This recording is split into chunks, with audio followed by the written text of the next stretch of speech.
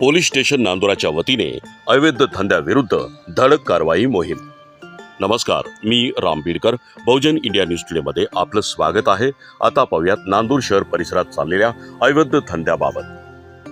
Nandura police station जिल्हा बुलढाण्याच्या वतीनं अवैध धंद्याविरुद्ध कारवाईचे सत्र सुरू केले असून दिनांक 20/8/2024 रोजी विनापरवाना अवैधरित्या दारू विक्री करणार अनंत पुंडलिक भिडे वय 50 वर्षे राहणार रसलपूर तालुका नांदुरा याच्या विरुद्ध दारूबंदी कायद्याअंतर्गत कारवाई करून त्याच्याकडून 20 नग देशी दारू टँगो पंच 90 मिली बॉटल किंमत 700 रुपयाचा मुद्देमाल व दिनांक 25/8/2024 रोजी आरोपी संतोष श्रीकृष्ण चंदनशी वय 32 वर्षीय राहणार एरळी तालुका नांदुरा याच्या ताब्यातून देशी दारू टँगो पंच 90 मिलीच्या 90 नग सीलबंद बॉटल किंमत 1060 रुपयाचा विनापरवाना अवैधरित्या देशी दारू टँगो पंचचा मुद्देमाल जप्त करून त्याच्या विरुद्ध महाराष्ट्र दारूबंदी कायद्यान्वये कायदेशीर कारवाई करून गुन्हा नोंदवण्यात आला आहे।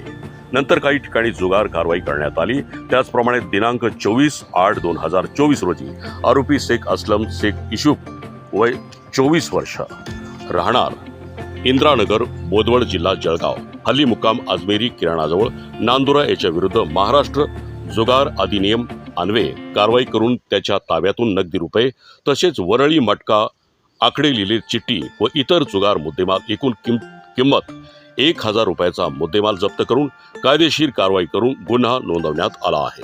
असा एकूण 2760 रुपयाचा अवैध दारू व जुगाराचा मुद्देमाल जप्त करण्यात आला।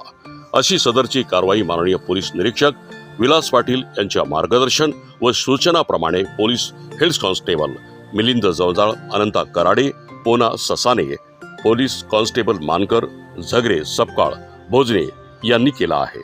बहुजन इंडिया न्यूज टुडे साठी बुलढाणा जिल्हा प्रतिनिधी उमाताई बोचरेसह मी राम बीडकर।